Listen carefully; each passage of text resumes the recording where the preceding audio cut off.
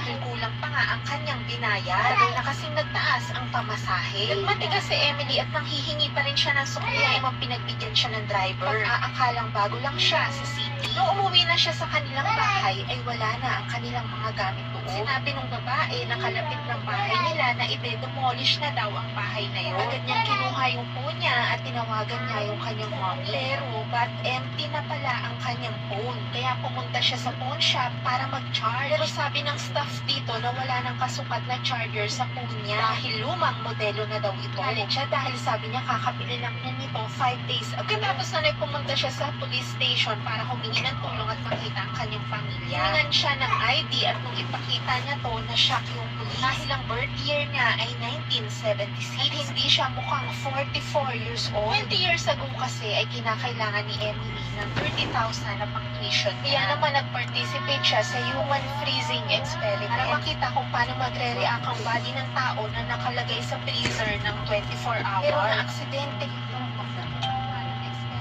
nagpanik yung assistant niya dahil baka mahuli sila ng mga pulis sa mga illegal nilang ginawa. Kaya inactivate niya yung emergency safety system. Tapos doon ay naitago si Emily sa underground para mapagtakpan ng kapalpakan na nangyari. Sinabi nung assistant na hindi natuloy yung experiment at umalis si Emily bago pa nasagawa. At dito nga sa present time ay nakita na yung numero ng kanyang nanay. Agad dito tinawagan ng mga pulis pero walang sumasagot dito. Tapos na pumunta si Emily sa dati niyang school. Kita niya nakakaiba na yung mga gadgets na ginagamit ng mga kabataan. Nagulat siya nang makita niya sa banner na 2019 na.